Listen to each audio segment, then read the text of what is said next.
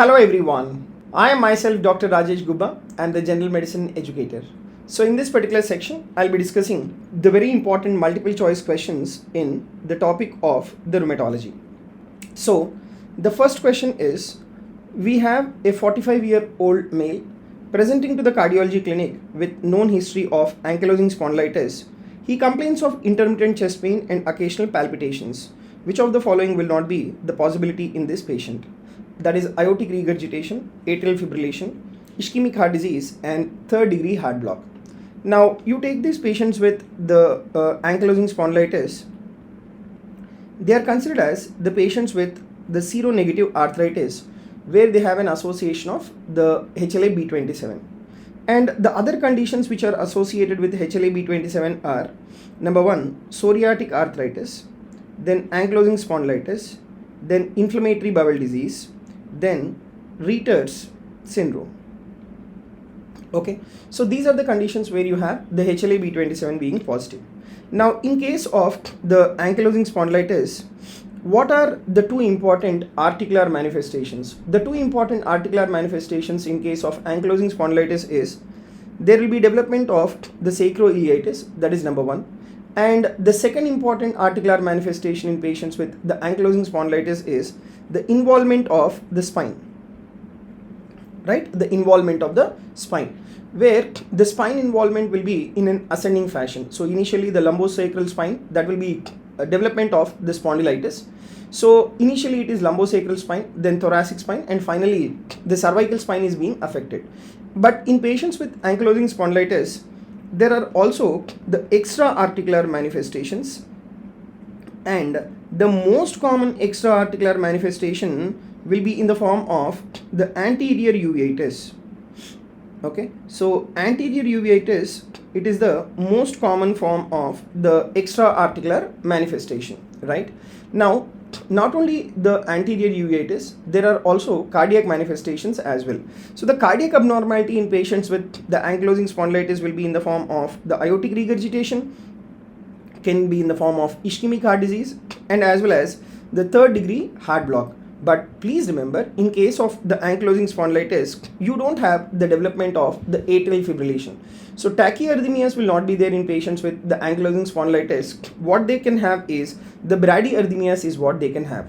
And what are the other important extraarticular manifestations apart from the cardiac manifestation and anterior uveitis?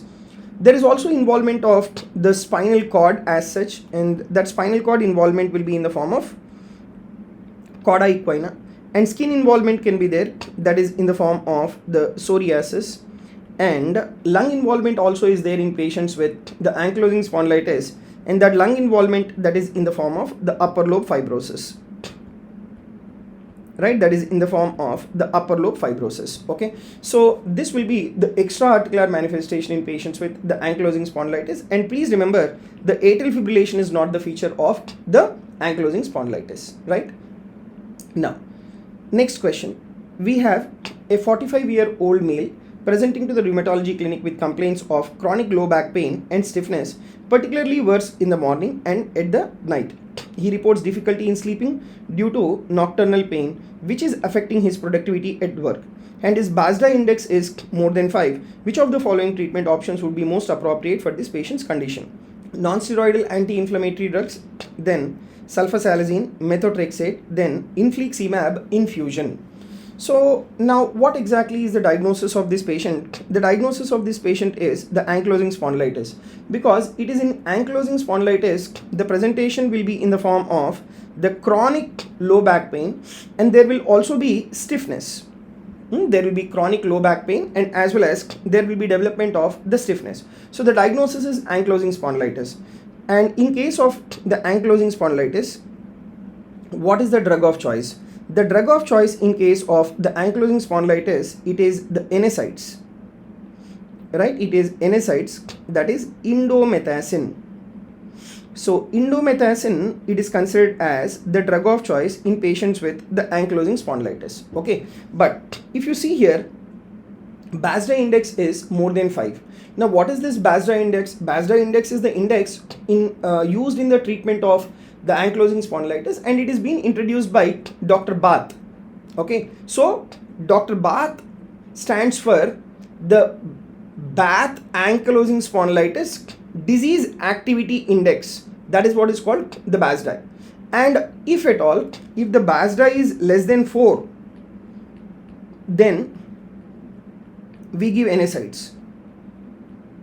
If suppose, if the BASDI index is more than 4, then it is being suggested that you need to give biologicals. Right? It is being suggested that you need to give biologicals. And within the biologicals, what is the preferred biological agent? The preferred biological agent is the infliximab infusion. What about the other options? You take NSAIDs. NSAIDs, they are considered as the first line agents in the treatment of ankylosing spondylitis when the BASDI index is less than 4. But here the BASDI index is more than 4. It means that the pain is very severe, right?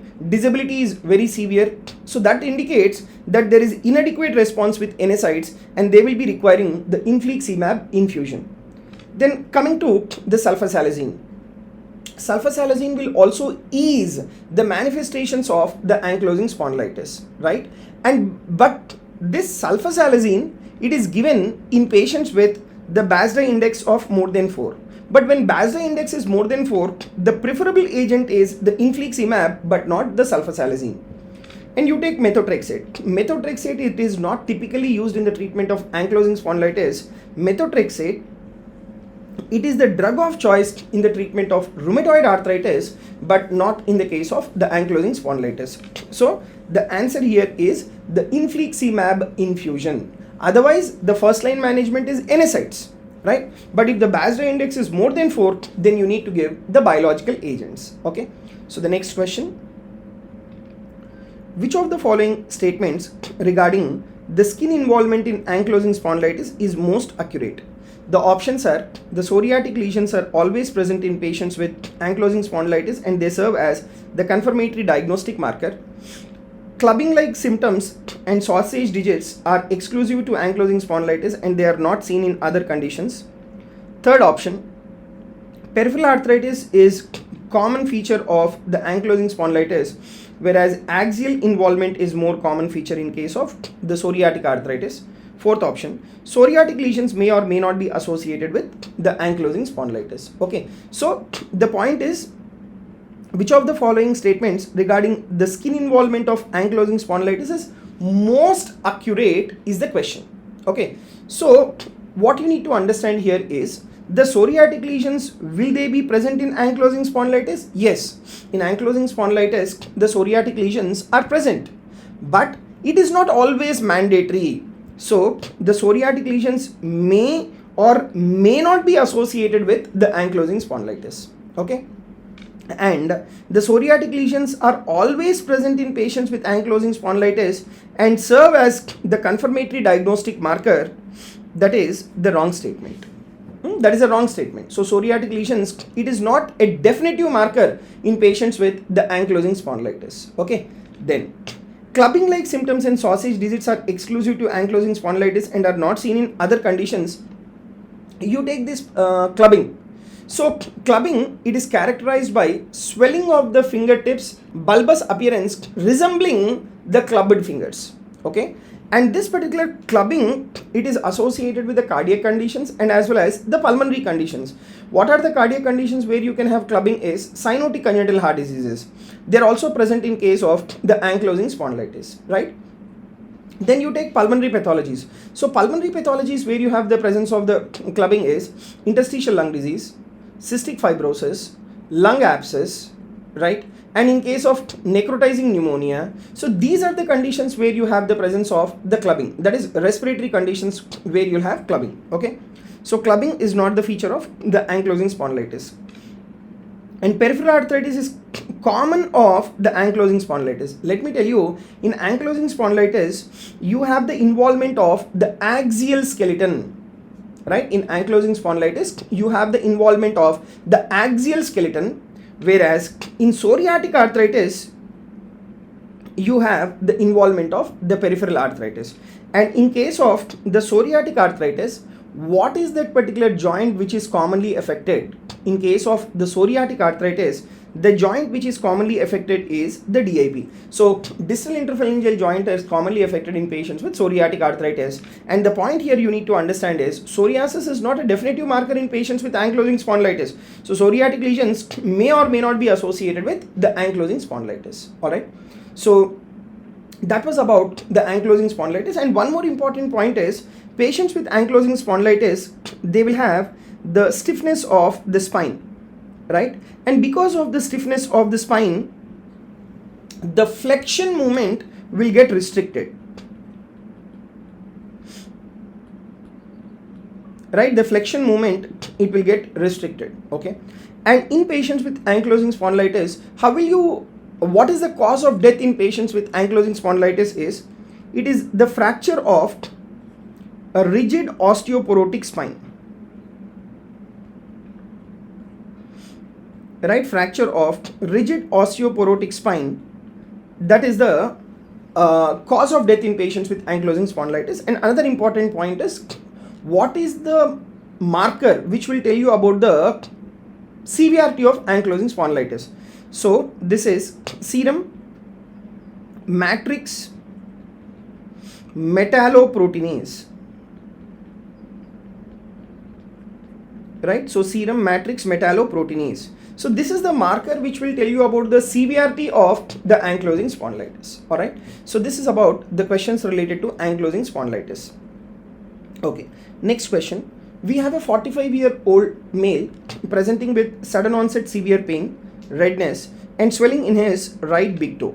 He describes the pain as the excruciating, making it difficult to walk or even touch the affected joint. And on examination, the joint is warm and tender to palpation. Laboratory investigation reveals an elevated serum uric acid level. What is the most appropriate treatment? Hot pack application, ice pack application, aspirin administration, and as well as the steroid injection. So like the patient is having the swelling in his right big toe, and the pain which is being described is, it is the excruciating pain, and the individual is having difficult to walk or even touch the affected joint. Okay, so in this scenario, so what is this scenario now? This is the scenario of acute gout, right? This is the scenario of the acute gout. So in the scenario of acute gout, what is that you need to apply is ice pack application has to be done, right? And if at all, if the medical management has to be given, NSAIDs, they are considered as the drug of choice in case of the acute gout. What about aspirin? No, aspirin is like avoided, because aspirin is the one which can precipitate the underlying gouty arthritis. So aspirin should not be given. The drugs that can be given is, you can give indomethacin, or you can give paracetamol, or you can give naproxen. These drugs can be given, but not the aspirin. Aspirin is contraindicated. Now, if you see the treatment of the gout as such, so we have acute form of gout, then we have chronic form of gout. So acute form of gout, the drugs that you need to give is indomethacin, right? And next important is, you need to give colchicine.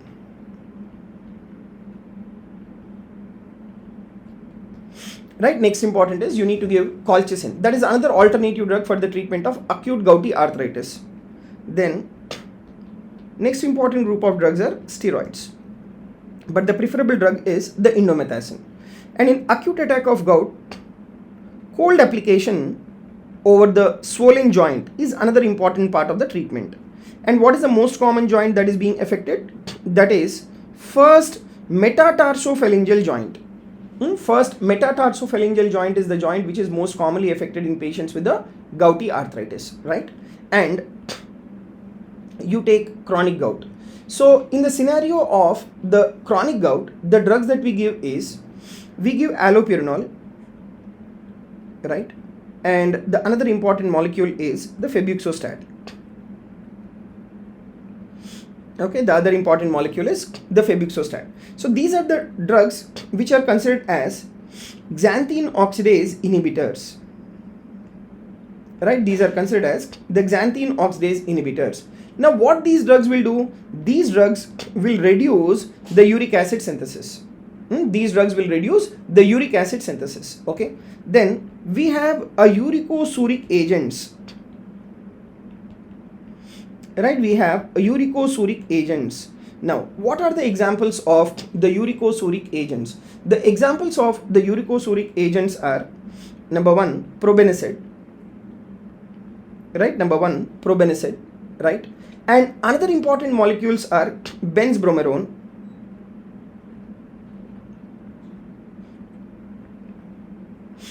right, benzbromarone, and then sulfenpyrazone.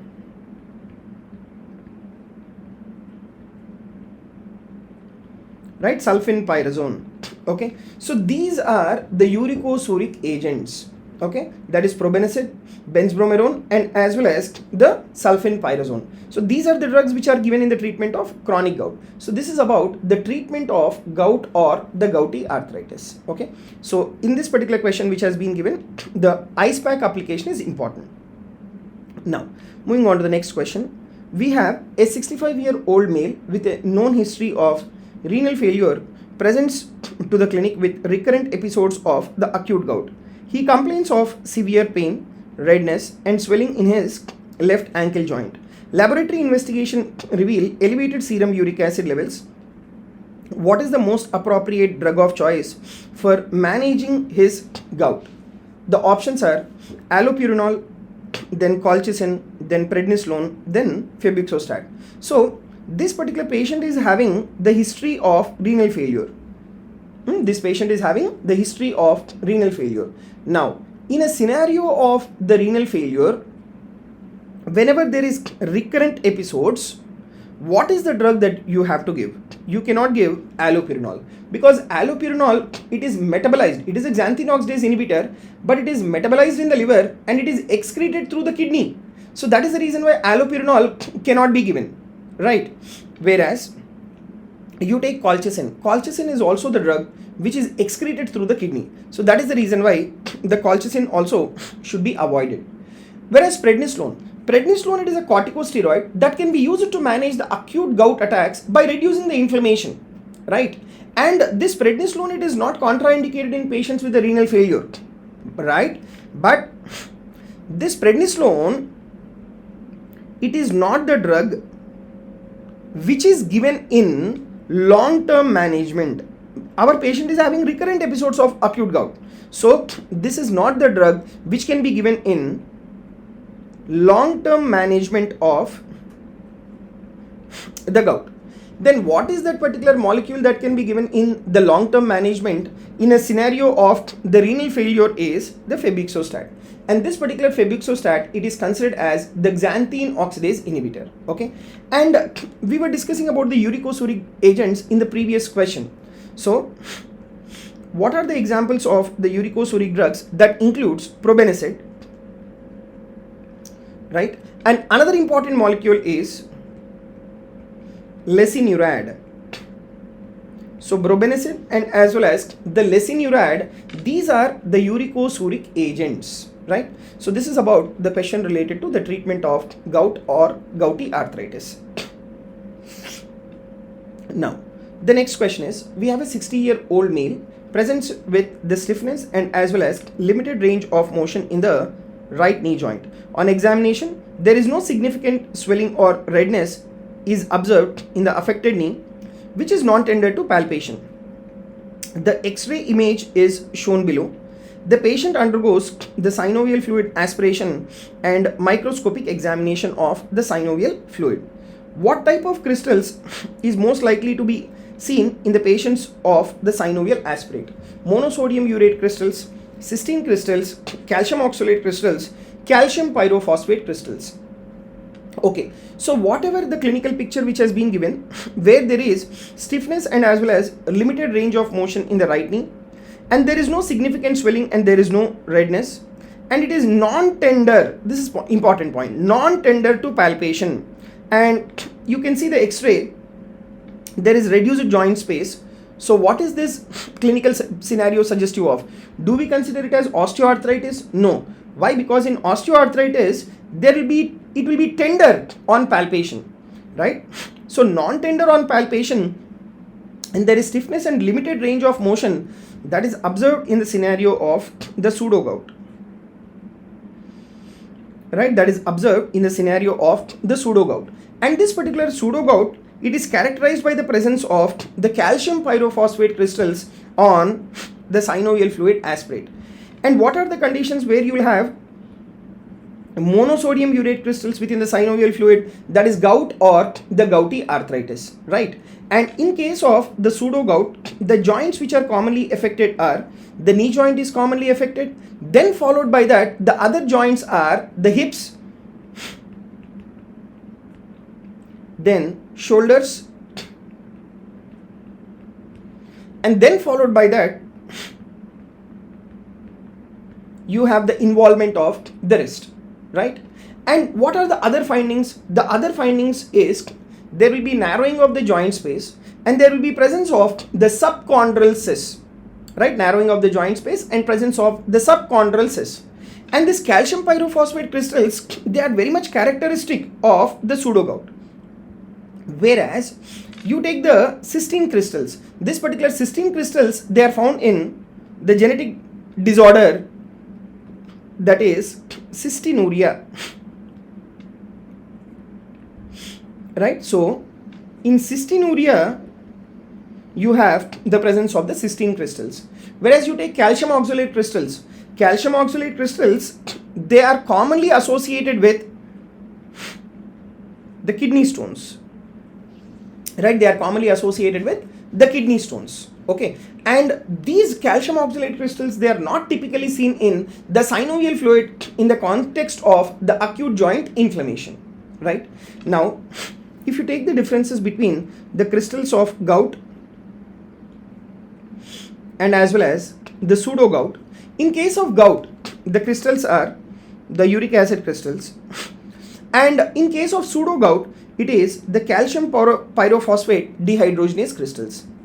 And the crystals in case of gout, they are needle-like crystals or needle-shaped crystals, whereas in pseudogout it is rhomboid-shaped crystals in case of the pseudogout. And if you take the birefringence, in gout the needle-shaped monosodium urate crystals, right? Monosodium urate crystals, they are negatively birefringent, right? They are negatively birefringent, whereas in pseudogout they are positively birefringent, okay? And the most common joint in case of gout will be first metatarsophalangeal joint, whereas in pseudogout the most joint involvement will be the knee joint, okay? And when you do an X-ray in case of the gout, you will have the appearance of the periarticular erosions, right? There will be periarticular erosions, whereas in pseudogout the X-ray will show you that there is presence of the chondrocalcinosis, right? There is presence of chondrocalcinosis, okay? That is what you will observe in case of the pseudogout. So that is one quick question related to the gout and as well as the pseudogout, right? Then moving on to the next question. See, here we have a 55-year-old female presents with a 6 months history of gradually worsening joint pain and stiffness, predominantly involving the hands, wrist and as well as the knees. On examination, there is symmetrical swelling and the tenderness of the proximal interphalangeal joint and metatarsophalangeal joint. Laboratory investigation revealed positive anti-CCP antibodies, and which ocular manifestation is not typically associated with this patient's condition? Keratoconjunctivitis sicca, then scleritis, episcleritis and as well as the uveitis. Okay, so what is this clinical picture suggestive of? This clinical picture, it is suggestive of the rheumatoid arthritis, right? It is suggestive of rheumatoid arthritis. Now in case of rheumatoid arthritis, the most common joints which are affected is proximal interphalangeal joints, and you have the involvement of the metacarpophalangeal joints. Okay, so PIP and MCP, these are the one which are commonly affected joints, and there will be early morning stiffness, and it will be symmetrical involvement of the joints, and the joint stiffness will be there for more than 1 hour early in the morning. And in rheumatoid arthritis, there will be extra-articular manifestations, and the most common extra-articular manifestation in rheumatoid arthritis is the development of the subcutaneous nodules. And these subcutaneous nodules, they are present on the extensor aspect of the forearm, and they are considered to be non-tender, right? And they are considered to be non-tender, okay? And ophthalmic manifestations are also very common in patients with the rheumatoid arthritis. And this rheumatoid arthritis, it is associated with the Sjögren's syndrome, because rheumatoid arthritis is an autoimmune disorder. Even Sjögren's syndrome is an autoimmune disorder. So there can be association of the autoimmune disorders. So 𝗑𝐻𝐼𝐻𝐿 can be there in rheumatoid arthritis, and scleritis and episcleritis is another important manifestation in rheumatoid arthritis. Thereby there will be redness of the sclera in patients with the rheumatoid arthritis. But please remember, in case of rheumatoid arthritis, uveitis is not the feature of the rheumatoid arthritis. Okay, that's a very, very important point. Then what are the cardiovascular system manifestations in rheumatoid arthritis? That includes the development of the cardiomyopathy, development of coronary artery disease, valvular pathologies like the mitral regurgitation. Then followed by that, the individual can also die because of the congestive heart failure. So the cause of death in rheumatoid arthritis is mainly because of the congestive heart failure. Then respiratory system involvement, if you observe, when you take the chest x-ray, you will notice that there is presence of the rheumatoid nodules within the lung, and presence of rheumatoid nodules in the lung, and as well as the rheumatoid arthritis, this is called as Kaplan syndrome, right? And other important respiratory manifestations will be in the form of interstitial lung disease and as well as the pleural effusion, right? And even nervous system involvement will be there in patients with rheumatoid arthritis. That will be in the form of carpal tunnel syndrome, where you have the compression of the median nerve, and then tarsal tunnel syndrome, where you have the compression of the tibial nerve. So this will be the neurological involvement in patients with the rheumatoid arthritis, right? Then followed by that, these patients with the rheumatoid arthritis will also have kidney involvement, and that kidney involvement in rheumatoid arthritis will be in the form of the membranous glomerulonephritis. So these are some of the extra-articular manifestations in rheumatoid arthritis. But the ophthalmic involvement is uveitis will not be there, but keratoconjunctivitis sicca, the scleritis and episcleritis are observed in patients with rheumatoid arthritis, right? So moving on to the next question. So we have a 57-year-old woman presents to the OPD with pain in her right knee and wrist for almost 5 years. She complains of increased morning stiffness in the joints, which is relieved after some time on its own. She also gives a history of recurrent throat and urinary infection. On examination, there is restriction of the movements and tender symmetrical large joints. Also, her spleen is 2 centimeters below the costal margin. Which of the following clinical manifestation will be most likely present? Normocytic normochromic anemia, then hepatomegaly, neutropenia, and neuropathy. Okay, so what is this clinical picture suggestive of? So morning stiffness within the joints, and there is history of recurrent throat and as well as the urinary infection, and there is restriction in the movement and tenderness within the large joints, and that too symmetrical. So please remember, in case of rheumatoid arthritis, initially it will be small joint involvement, and as the time progresses, you have the involvement of the large joints as well. And the large joints which are affected is, you have the involvement of knee joint. Okay, so you can see here, this particular individual is having the involvement of the large joint. So knee joint can be affected, wrist can be affected, ankle joint can be affected. So these are the large joints which gets affected in patients with the rheumatoid arthritis. Now, this particular patient is having splenomegaly, because what it says is 2 fingers below the costal margin. So there is also splenomegaly. So presence of splenomegaly in a scenario of rheumatoid arthritis, and along with that, if there is neutropenia, this is said to be Felty syndrome, right? This is said to be Felty syndrome. Okay, so the answer in this particular question is the neutropenia. The answer in this question is neutropenia. And normocytic normochromic anemia, is it observed in rheumatoid arthritis? Yes, in rheumatoid arthritis you will have normocytic normochromic type of anemia, and this is because of anemia of the chronic disease, right? Then hepatomegaly, it is unusual in case of the rheumatoid arthritis.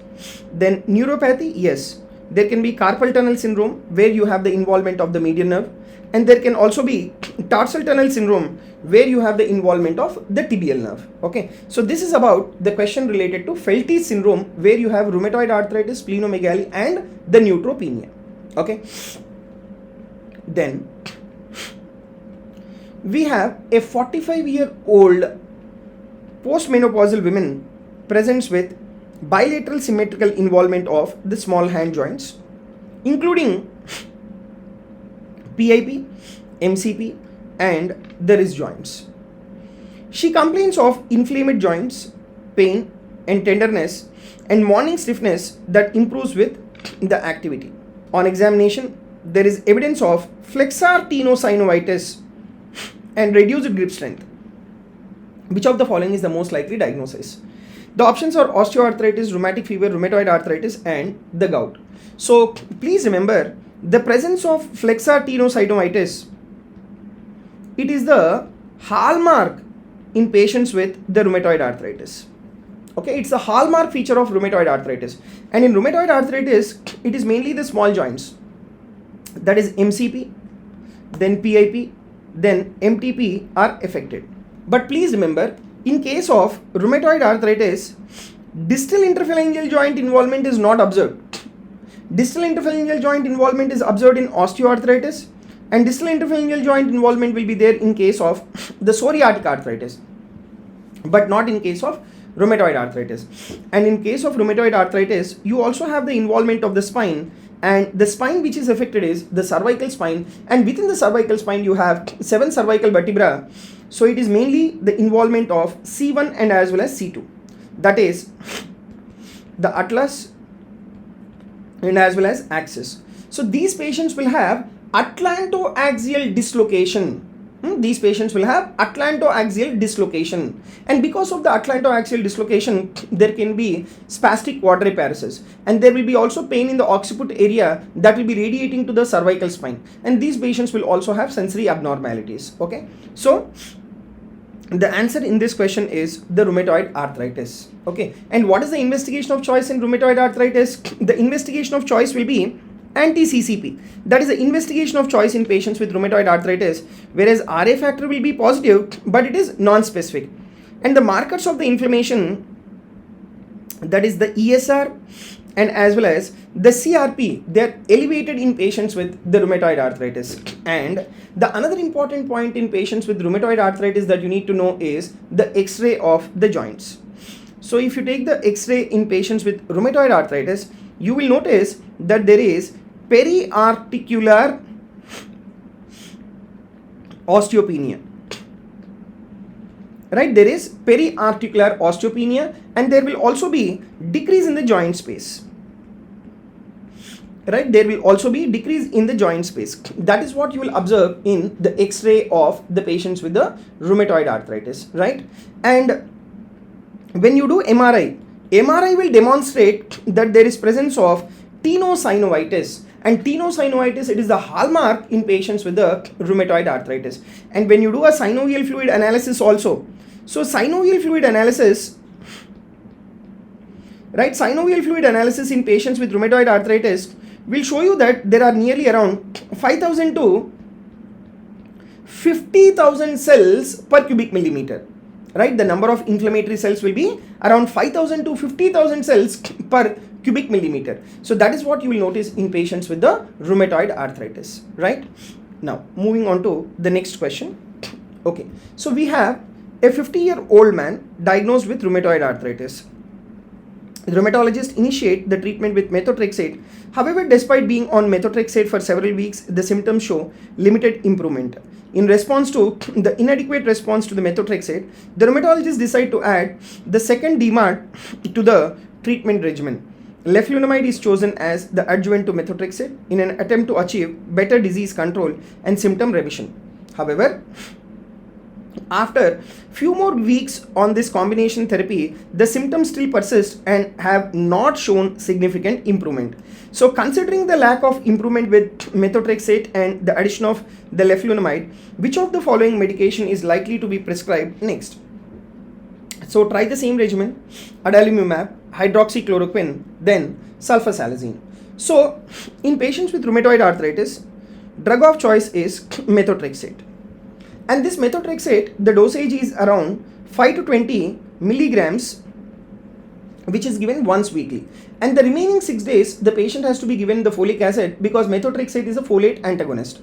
Now, only with methotrexate, if the individual is not having adequate response, then the drug that you need to add is the hydroxychloroquine. And if still there is no response, then you can also add the sulfasalazine. Okay, so this is one regimen in patients with the rheumatoid arthritis, and this we consider it as the triple therapy. Right, this we consider it as the triple therapy. Now, apart from this regimen, the other regimen that you have in patients with rheumatoid arthritis is methotrexate can be given in combination with leflunomide. Right, can be given in combination with the leflunomide. Right, now the point is, these are considered as the triple therapy or methotrexate plus leflunomide. These are considered as non-biological DMARDs. Right, these are considered as non-biological DMARDs.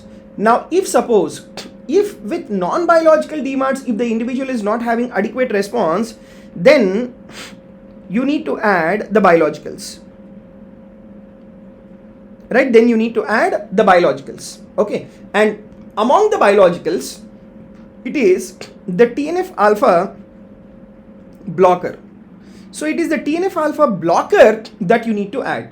And what is the example of the TNF alpha blocker? That is adalimumab. So adalimumab, it is the preferred molecule in this patient.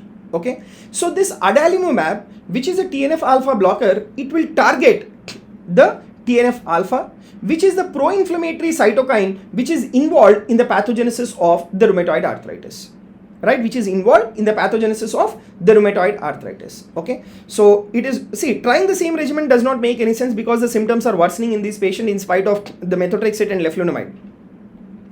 And when do we give this hydroxychloroquine and sulfasalazine? If we are initially starting as triple therapy, then we add this sulfasalazine or hydroxychloroquine. But our patient is on the leflunomide. So leflunomide is completely a separate combination. And even with this combination also, if there is no adequate response, then you need to add the TNF alpha antagonist, that is adalimumab, has to be started in this patient.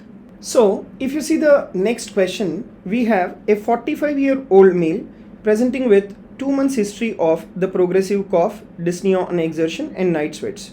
He also complains of the weight loss. Chest x-ray is given in the image. The skin examination shows painful nodules on the shin. Further evaluation reveals the elevated calcium in his blood. What is the most likely diagnosis in this patient? The options are tuberculosis, lung cancer, sarcoidosis, and then the pulmonary embolism.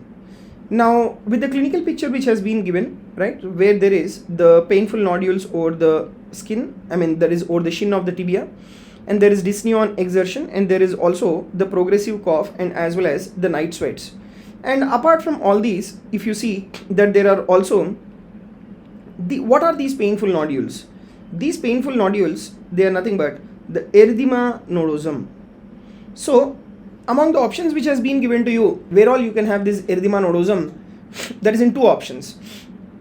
In case of primary tuberculosis, as a part of the hypersensitivity reaction, you can have erythema nodosum. Even in case of the sarcoidosis, you will have the erythema nodosum. But please remember, presence of elevated calcium level with erythema nodosum, it is very much suggestive of the sarcoidosis. Okay, and even if you take the X-ray, actually in case of X-ray, there should be bilateral hilar lymphadenopathy. That is the hallmark feature of the sarcoidosis, bilateral hilar lymphadenopathy. Now, apart from this, what are the other important features of sarcoidosis? It is a multi-system involvement. And in patients with sarcoidosis, the most common lung involvement will be in the form of the interstitial lung disease, and there is bilateral hilar lymphadenopathy. And skin involvement will be in the form of the erythema nodosum and as well as lupus pernio. So this will be the skin involvement in patients with the sarcoidosis. And the CNS involvement will be in the form of lymphocytic meningitis. There will be development of, or there can be development of the central diabetes insipidus, and even there is involvement of the facial nerve and as well as the optic nerve in patients with the sarcoidosis. And in patients with sarcoidosis, you will also notice that there is parotid gland enlargement. So this parotid gland enlargement in patients with sarcoidosis, this is called as the Hereford syndrome. Right, this is called as the Hereford syndrome. Okay, so that is what is nothing but the differential diagnosis for Sjögren's syndrome. Even in Sjögren's also you will have parotid gland enlargement, and even in case of sarcoidosis you have parotid gland enlargement. But parotid gland enlargement in sarcoidosis, it is called as the Hereford syndrome. And how will you differentiate this parotid gland enlargement is by the biopsy. Now, when you do biopsy in patients with the sarcoidosis, what is that you will notice is you will have the presence of a non-caseating granuloma. Right, you will have the presence of the non-caseating granuloma. Okay, whereas you take in case of the whereas you take in the clinical scenario of the Sjögren's syndrome, what does the biopsy show? In Sjögren's syndrome, the biopsy will show you that there is presence of CD4 plus T lymphocytes. Right, so there will be presence of CD4 plus T lymphocytes. That is what you will notice in case of the Sjögren's syndrome. Okay, and even in patients with the sarcoidosis, there is cardiac involvement as well, and this cardiac involvement will be in the form of the restrictive cardiomyopathy, right? And even there can be involvement of the liver in patients with sarcoidosis, and that will be in the form of the granulomatous hepatitis. And endocrine abnormality in case of the sarcoidosis, apart from central diabetes insipidus, is that these patients, or this non-caseating granuloma of the sarcoidosis, right, non-caseating granuloma of the sarcoidosis, it is a source for this enzyme called 1-alpha hydroxylase. And this 1-alpha hydroxylase, right, this particular 1-alpha hydroxylase will produce the vitamin D. And once this vitamin D is produced by this 1-alpha hydroxylase, what will happen to calcium level? There will be increase in the calcium level. Okay, so this is about the sarcoidosis. In tuberculosis, you will not have hypercalcemia. Whereas in lung cancer, in certain lung cancers, there can be hypercalcemia. Like in which condition you take the scenario of the squamous cell carcinoma of the lung. See, this particular squamous cell carcinoma of the lung, it is considered as an ectopic source for the parathormone secretion. It is considered as an ectopic source for the parathormone secretion. So the parathormone which is being produced by squamous cell carcinoma is the one which can increase the calcium level. But the point that you need to remember is, in squamous cell carcinoma, you don't have this erythema nodosum. So that is the reason why your bronchogenic carcinoma or lung cancer is being ruled out. Whereas in pulmonary embolism, the presentation will be in the form of sudden onset dyspnea. It is not like dyspnea on exertion. In pulmonary embolism, the presentation will be in the form of sudden onset dyspnea. So in that way, your pulmonary embolism is also being ruled out. Okay. Now, next question. A 30-year-old female presents with the persistent dry cough, shortness of breath on exertion, and there are also the skin nodules on her shin. The chest X-ray reveal bilateral hilar lymphadenopathy with eggshell calcification. To confirm the suspected diagnosis, a transbronchial biopsy is performed. What are the characteristic findings that are likely to be seen in this patient's blood examination?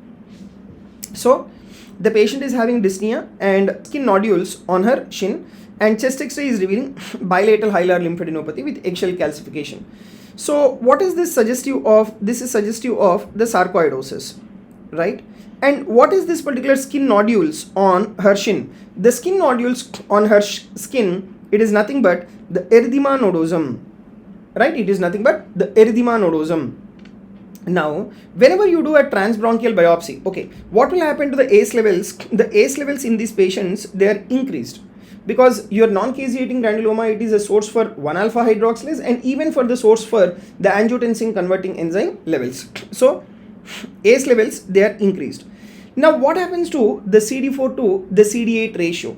So CD4 to CD8 ratio, it is increased, and calcium level is also increased in patients with the sarcoidosis. So in sarcoidosis, there is increased ACE levels, there is increased CD4 to CD8 ratio, and the calcium levels are also increased, right?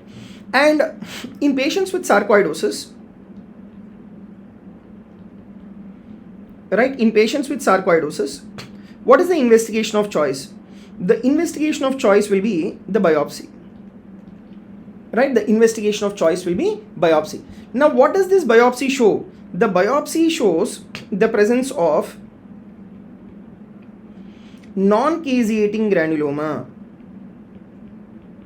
right? The biopsy shows the presence of the non-caseating granuloma, right? And this non-caseating granuloma contain the Langerhans type of giant cells. And there are also inclusion bodies, and these inclusion bodies include Schwann bodies, the asteroid bodies, and as well as the residual bodies. So these are the inclusion bodies in case of the non-caseating granuloma, that is in case of Langerhans giant cells. And when you do a chest X-ray in patients with sarcoidosis, there is or there will be bilateral hilar lymphadenopathy, right? And in patients with sarcoidosis, there is another important sign called 1-2-3 sign, right? Or it is also called as the pawnbroker sign, right? It is also called as the pawnbroker sign, right? And what is this 1-2-3 sign or pawnbroker sign? Or this is also called as the Garland's triad. So this is what you will be able to observe on the chest X-ray in patients with sarcoidosis. So 1 and 2, that means there is bilateral hilar lymphadenopathy. Then what is this third one? Third one is there is also right paratracheal lymph node enlargement. Right, there is also right paratracheal lymph node enlargement. That is what you will observe in the chest X-ray of the patients with the sarcoidosis. And the investigation of choice is what, as already I have discussed, that there will be, you need to do a lymph node biopsy, right? You need to do lymph node biopsy. Then the other important studies that you need to do is the gallium-68 uptake studies, where you will have what is called lambda sign and as well as panda sign, which I will be discussing in the subsequent questions. Then this sarcoidosis, it is a disorder of the immune reactivity. So for which the drug of choice in case of sarcoidosis will be steroids. Okay, so prednisolone is considered as the drug of choice in patients with the sarcoidosis. All right, next question. A 35-year-old male presents with 2 months history of persistent dry cough, fatigue, and shortness of breath. Biopsy showed the presence of naked granulomas, and HRCT of the chest and gallium scan are given in the images. What is the first line treatment for the most likely diagnosis? Steroids, hydroxychloroquine, methotrexate, and as well as the azathioprine. Now, so if you see this imaging here, so this is the gallium uptake studies. So this gallium uptake studies, it is showing you what is called as the panda sign. Okay, that means there is increased gallium uptake into the lacrimal glands, right? And there is increased gallium uptake into the parotid glands, right? There is increased gallium uptake in lacrimal gland and as well as into the parotid gland, right? Now, the another important sign in the gallium uptake in patients with sarcoidosis is, that is lambda sign. Okay, so lambda sign is that where there will be increased gallium uptake in the right paratracheal lymph nodes and there will be increased gallium uptake in the bilateral hilar lymph nodes. Okay, so that is about the gallium uptake studies. Next, now if you take this particular imaging in the HRCT, you can notice that it is completely dark with white dots, and there is one particular larger white color appearance. So this is giving you an appearance of a galaxy. So this is called as the galaxy scan. So presence of the galaxy sign, it is in the HRCT. It is observed in patients with the sarcoidosis.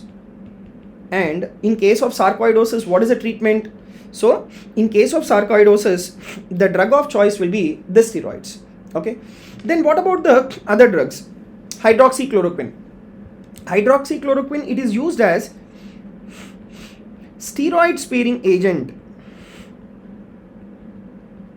Right, it is used as the steroid sparing agent in case of the sarcoidosis. And this hydroxychloroquine, it is not the first line molecule. Right, it is not the first line molecule, right? And next is the methotrexate. Methotrexate is another steroid sparing agent used in the management of the sarcoidosis, and it is considered in cases where the steroids are not well tolerated. So this is also one of the steroid sparing agent, right? And the third option as a steroid sparing agent in the treatment of sarcoidosis is the azathioprine. So even azathioprine, this is also a steroid sparing agent. Okay, so the first line drugs, right? So the first line drugs in patients with sarcoidosis will be steroids, right? And the steroid sparing agents are the hydroxychloroquine, methotrexate, and as well as the azathioprine. And in refractory cases, right, in refractory cases, you need to give the infliximab. So this is what is the treatment in patients with the sarcoidosis. Done. So that was about the questions on the sarcoidosis. And you see the next question. We have a 55-year-old male presents to the emergency department with severe hypertension and acute kidney injury. He has history of poorly controlled hypertension and diabetes mellitus. On examination, his skin appears shiny and taut. Which of the following histopathological findings is most likely to be observed in this patient's skin biopsy? Loss of sweat and the sebaceous glands, thinning of the dermis, hyperplasia of the sweat glands, and normal appearance of the skin architecture. So, like based on the clinical picture and based on the skin appearance, the diagnosis in this patient is the scleroderma. Right. And in patients with scleroderma, you have to understand that there is loss of sweat and as well as the sebaceous glands. So there is damage to sweat and sebaceous glands, and this can contribute to shiny appearance. Right, this can contribute to shiny appearance of the skin observed in systemic sclerosis, right? And whatever it is being given to you, that there is increase in the thickness of the skin within the fingers, and this we call it as sclerodactyly. This we call it as sclerodactyly, where there is tightening of the skin and loss of digital transverse creases, right? And so you will not have thinning of the skin, you will have increase in the thickness of the skin, and there will be atrophy of the sweat glands. It is not hyperplasia of the sweat glands, right? And normal appearance of the skin architecture will not be there. There will be shiny appearance of the skin architecture.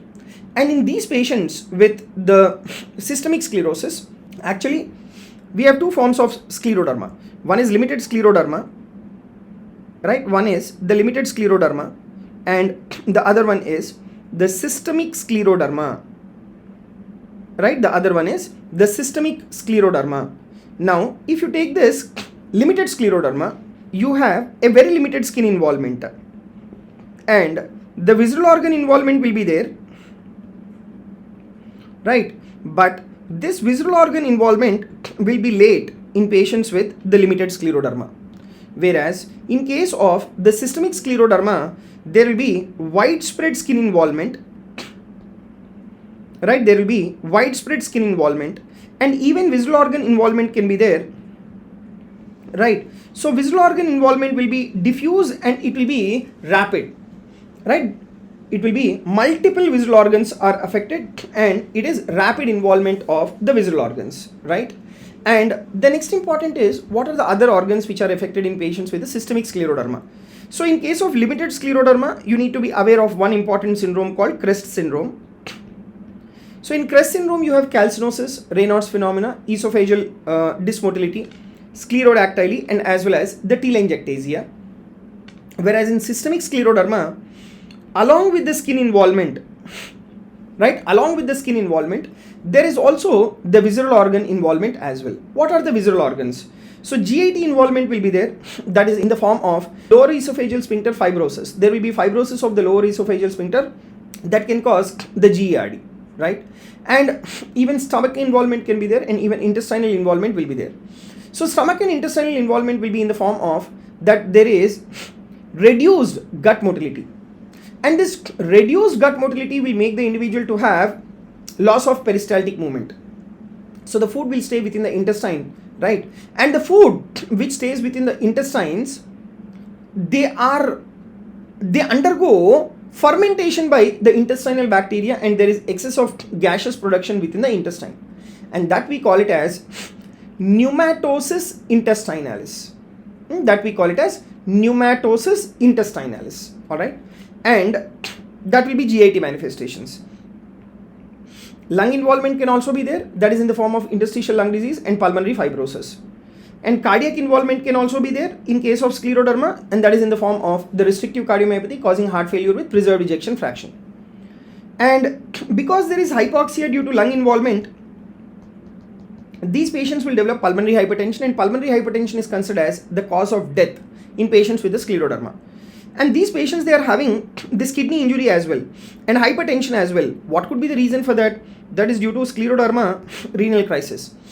So scleroderma renal crisis, perfusion to the kidney will be reduced because of the accumulation of the abnormal collagen or fibrous tissue within the renal artery, resulting in renal artery stenosis causing kidney injury.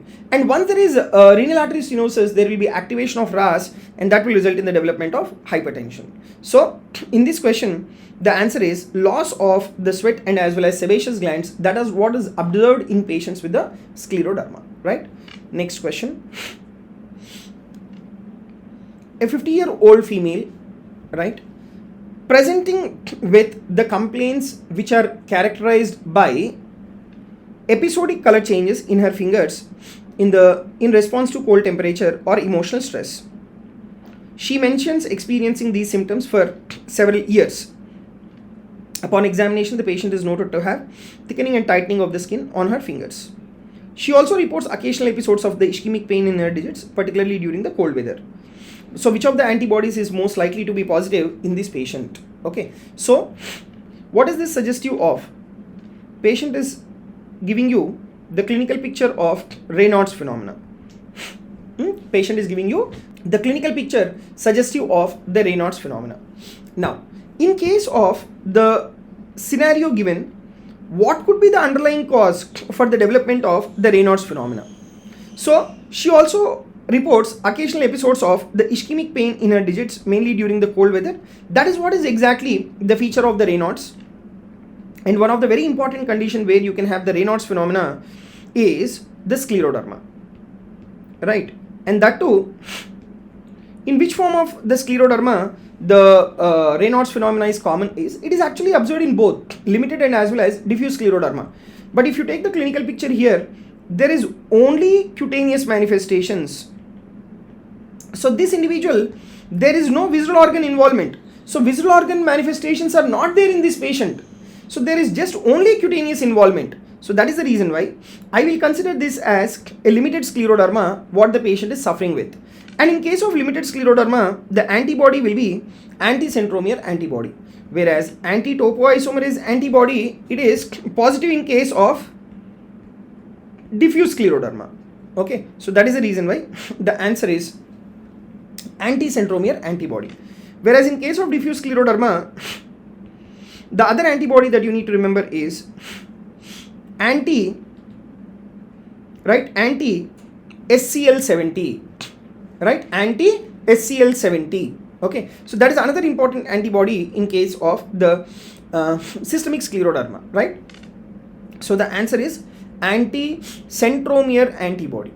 Okay, next question.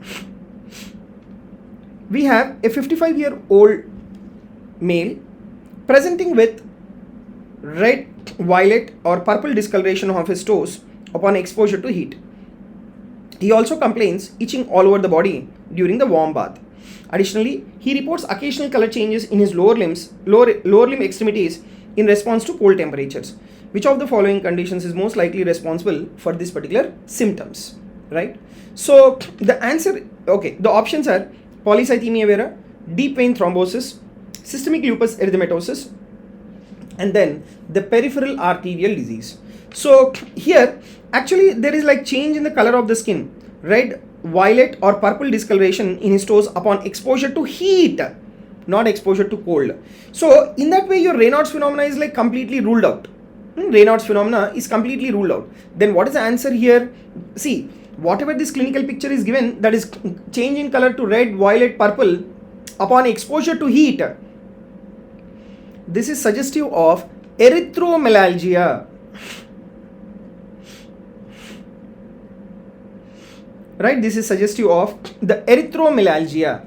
Okay, and this patient is also having itching all over the body during warm baths, and that is suggestive of aquagenic pruritus,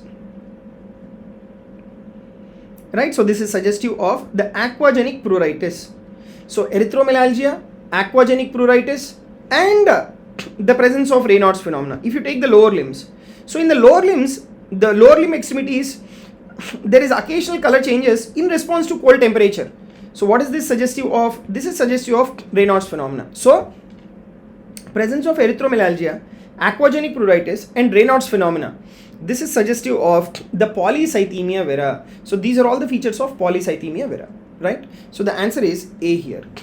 Whereas in deep vein thrombosis you will have swelling of the lower limb and there will be pain in the lower limb whichever is suffering with deep vein thrombosis. And in case of SLE, the important manifestation is the malar rash, discoid rash and photosensitivity. And peripheral arterial disease, you don't have that itching all over the body on exposure to hot bath. So that is, your aquagenic pruritus is not the feature of your peripheral arterial disease. So the answer in this question is the polycythemia vera. So if you see the next question, which of the following is the treatment of choice for managing hypertension in patients with features such as the Raynaud's phenomena, skin thickening and dilated blood vessels presenting with progressive increase in blood pressure and reduced GFR? Beta blockers, calcium channel blockers, ACE inhibitors and diuretics. So the clinical picture, that is like skin thickening, Raynaud's phenomena and progressive increase in blood pressure and reduced GFR. So this is suggestive of scleroderma, because in scleroderma you will notice that there is skin thickening and there is Raynaud's phenomena, and because of renal artery stenosis there can be reduced GFR, and as well as because of the renal artery stenosis there will be activation of RAS resulting in the development of hypertension. So now the hypertension in these individuals is mainly because of the activation of the RAS, right? Now because of the activation of RAS there is hypertension. The treatment that you need to give is the ACE inhibitors. The treatment that you need to give is the ACE inhibitors, okay, because you need to neutralize the RAS. For that reason you need to give the ACE inhibitors. But if suppose if there is bilateral renal artery stenosis, then the ACE inhibitors, they are contraindicated. Then what is that you need to give if there is bilateral renal artery stenosis? In bilateral renal artery stenosis you need to give the calcium channel blockers, right? You need to give calcium channel blockers. So the answer in this question is ACE inhibitors. And we have one more terminology called scleroderma renal crisis. Scleroderma renal crisis is that where there is increase in the blood pressure, and that is due to abrupt decrease in the GFR. There will be activation of RAS resulting in hypertensive crisis, and there also we give the treatment as the ACE inhibitors, okay. And what about this beta blockers? Beta blockers, They may be used in specific cases or they are used in combination with the other hypertensives, but these are not the treatment exclusively in the treatment of the scleroderma. Whereas you take this diuretics may be used to manage the hypertension in certain cases, but are not preferred the initial treatment for the patients with the described features. Okay, so this is about the scleroderma and how to handle a patient with the hypertension in scleroderma. Next question is, a female patient presents with the malar rash, Raynaud's phenomena, bilateral proximal interphalangeal joint and MCP pain, and wrist proximal muscle weakness. Laboratory investigation revealed positive ANA. Which of the following antibody is specifically associated with this condition? Anti-dsDNA, anti-Rho, anti-La, and then U1-RNP. So this patient is having malar rash. This is the feature of systemic lupus erythematosus.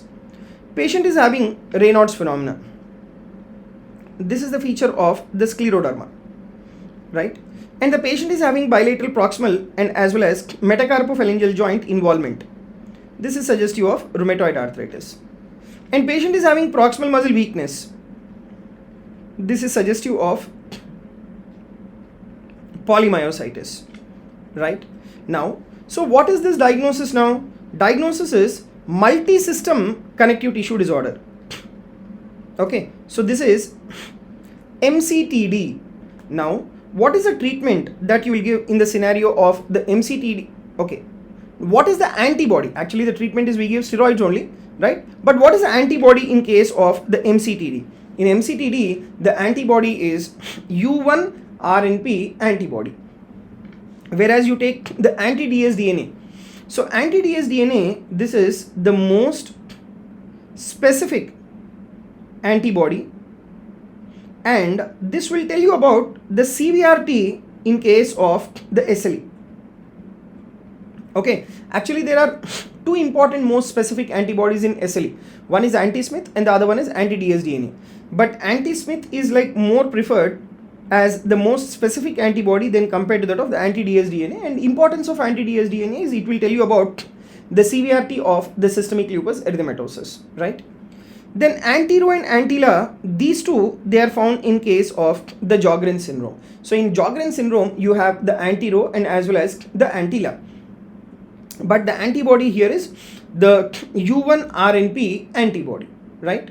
So this is the clinical scenario of multi-system connective tissue disorder, where you have U1-RNP antibody, positive anti-nuclear antibody, malar rash, and then the Raynaud's phenomena, right? And moving on to the next question. A 19-year-old female presents with fatigue, joint pain, and rash on her face. On examination, she has erythematous rash as shown in the image below. Laboratory tests reveal positive anti-nuclear antibody and anti-dsDNA antibody. So which of the following is the most likely diagnosis? Rosacea, seborrheic dermatitis, systemic lupus erythematosus, and allergic contact dermatitis. So the clinical scenario with the image which has been given, it is suggestive of the systemic lupus erythematosus. So what is this image? This image is suggestive of, right, this image, it is suggestive of the malar rash which is involving the cheek and bridge of the nose, and it is sparing the nasolabial folds. It is sparing the nasolabial folds. Okay, and with the background history of ANA and anti-dsDNA, what is the most sensitive antibody? Most sensitive antibody in SLE will be anti-nuclear antibodies, right? So the answer here is systemic lupus erythematosus. Now, how will you rule out the other options? You take rosacea. Rosacea, it's a chronic skin condition which is characterized by facial redness, right? It is characterized by facial redness, small blood vessels which are visible on the skin, right? And these patients with rosacea, there will be acne-like eruptions. There will be acne-like eruptions, right? And next is the seborrheic dermatitis. Seborrheic dermatitis presents with red, itchy, greasy skin lesions, right? Red, itchy, greasy skin lesions. Okay, so in seborrheic dermatitis, the part of the skin which is being affected is that the area which is rich in sebaceous glands. Right, the area which is rich in the sebaceous glands, right? So what are those areas? That includes the scalp, face and upper chest. So that is what is here, the seborrheic dermatitis. The other one is allergic contact dermatitis. Allergic contact dermatitis occurs when the skin comes into contact with the allergen. Right, when the skin comes into contact with the allergen, and that will result in the inflammatory reactions. So this is about the clinical picture suggestive of systemic lupus erythematosus. And in case of systemic lupus erythematosus, it is a multi-system involvement. And what is that multi-system involvement is? You have the arthralgia, you have the skin involvement in the form of the malar rash, the skin involvement in the form of the discoid rash, right? And there can also be photosensitivity. Right, there can also be photosensitivity, all right. And the other systems which are affected is there can be involvement of the heart in the form of pancarditis, that is pericarditis, myocarditis and endocarditis. And respiratory system involvement can be there in the form of exudative type of pleural effusion, interstitial lung disease and shrinking lung syndrome.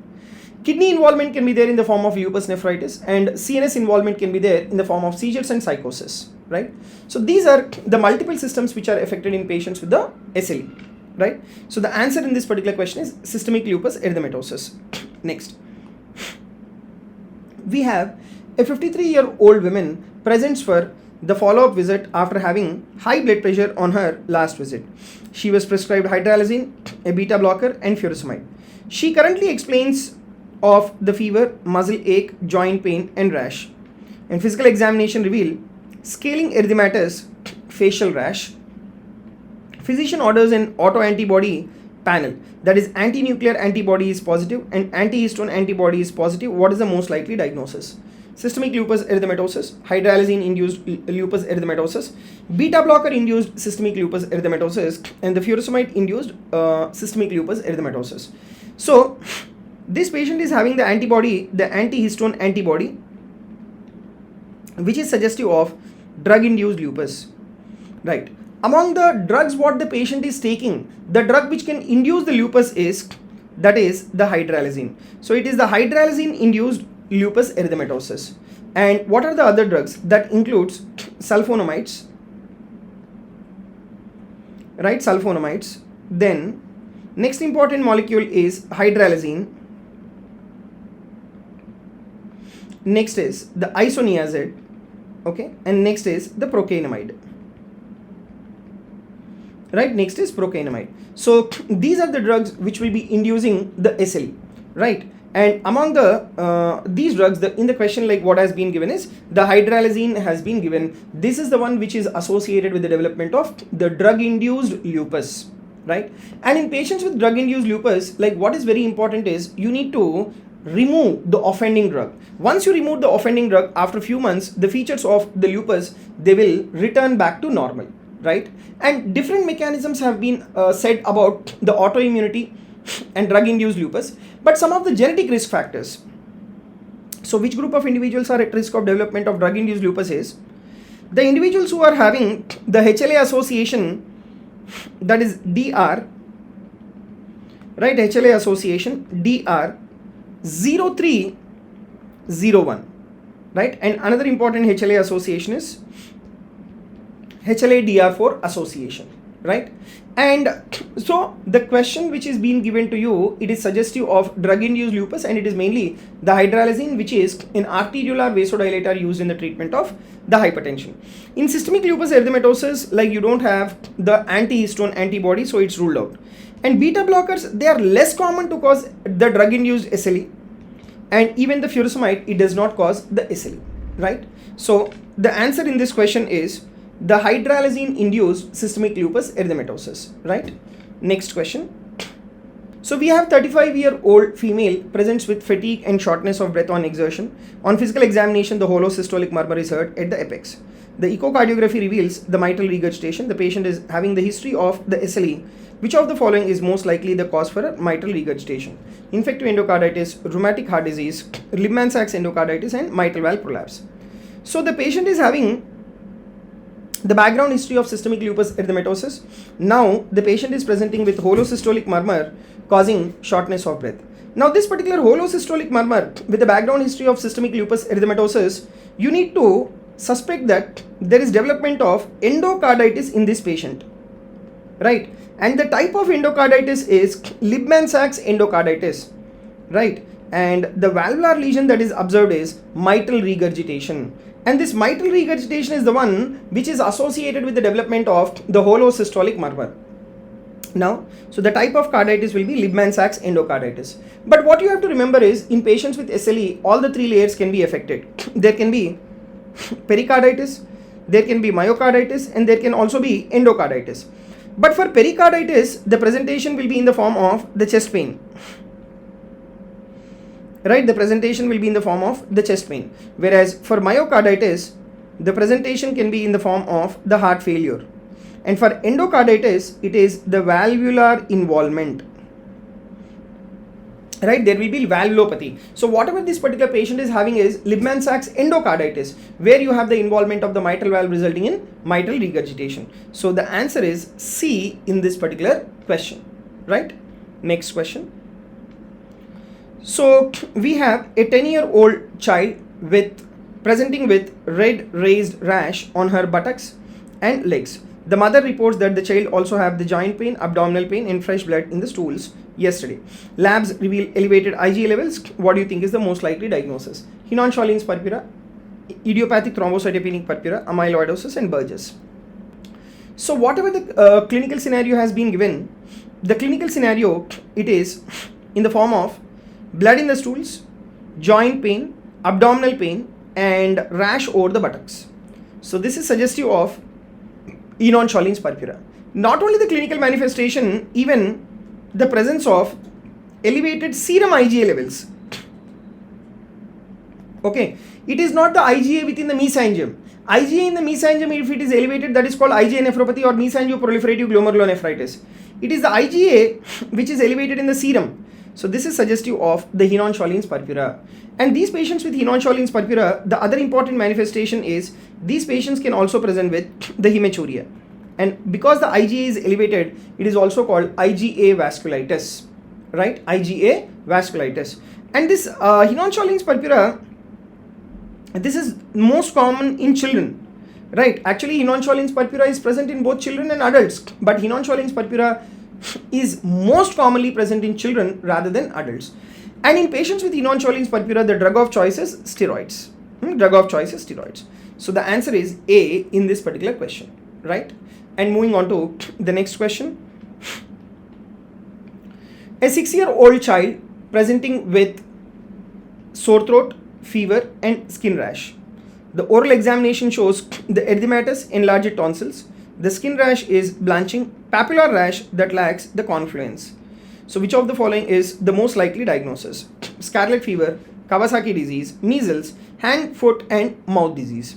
So with the clinical picture given, sore throat, fever, and as well as the skin rash, and the individual is also having blanching papular rash that lacks the confluence, that is suggestive of the scarlet fever. That is suggestive of the scarlet fever. And this particular scarlet fever, what is the organism? It is Strep pyogenes. Right, it is the Strep pyogenes that is associated with the development of the scarlet fever, right?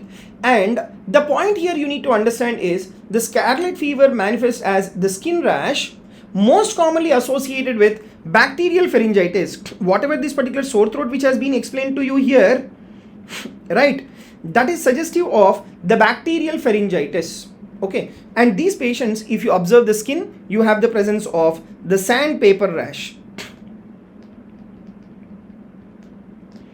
Right, presence of the sandpaper rash. Okay, so the answer here is the scarlet fever. Now what about the Kawasaki? See, in case of the Kawasaki, they will have fever, but the very important point is they will have cervical lymphadenopathy. So cervical lymph nodes, they are enlarged, and which is not there in the question given to you. That is the reason why your Kawasaki is ruled out. Then you take the measles. See, measles, they present with a characteristic maculopapular rash that typically starts on the face and spread to the rest of the body. Okay, so this particular rash of the measles, where do it start? It starts in the face and then it spreads to the rest of the body, right? And sore throat and enlarged tonsils are also present in patients with measles. But the point, like the skin rash is blanching papillary rash that lacks confluence. What does that mean? It is a sandpaper-like rash. This sandpaper-like rash is not observed in case of the measles.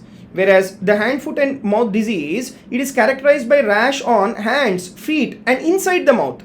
And these patients will also have the sore throat and as well as the presence of the fever. But again, the sandpaper appearance of the rash, it is not seen in case of the hand, foot and mouth disease as well. So the answer here is the scarlet fever, right? Next question.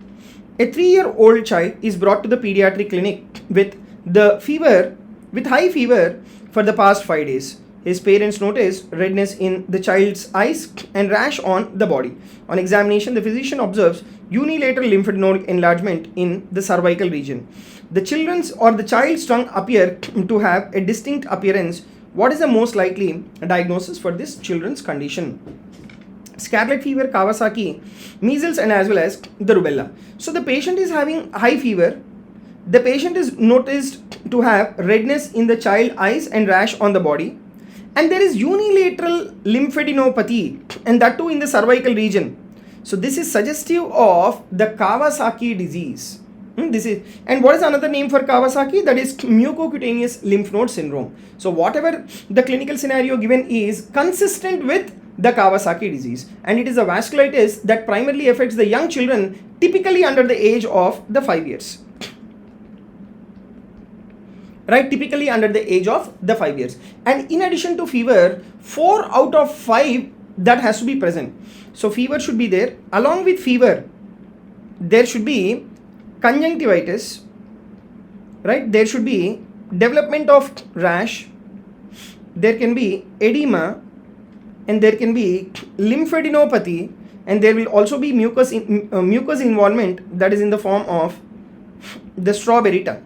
So 4 out of 5, right? Out of these 5, at least 4 manifestations should be there to consider it as the Kawasaki disease. And in case of Kawasaki, this is the strawberry tongue. And what is the treatment in patients with Kawasaki? The drug of choice is the intravenous immunoglobulin. And if the question is asked, what is the most common vessel which is affected in Kawasaki? It is the coronary artery. So in order to prevent the thrombus formation within the coronary artery, the drug that you need to give is the aspirin. So intravenous immunoglobulin, and as well as the aspirin has to be given in the treatment of the Kawasaki disease, right? So the answer is Kawasaki. And regarding scarlet fever and as well as measles, already I have discussed. You take this rubella. Rubella is considered as German measles, and it is caused by rubella virus, right? And it is usually it usually has milder infection compared to that of the measles. Okay, so it is mild then compared to that of the measles. Okay, and in case of the rubella, it presents with a rash that starts on the face and spreads to the trunk and as well as the extremities. Okay, so that is what you will notice in case of rubella. And one last question in the rheumatology, that is, a 25-year-old male rushed to the nearby hospital after 2 days of mountain climbing with the complaint of unexplained cough, vomiting, dizziness and shortness of breath. He admitted that he is having trouble sleeping at night and after mountaineering. The clinical examination showed a raised heart rate and a respiratory rate, and auscultation revealed crackles in the middle lobes of the lung. All of the following are the findings in the diagnosis except ABG shows respiratory alkalosis, RV strain pattern on echocardiography, batwing edema with cardiomegaly, normal pulmonary capillary wedge pressure.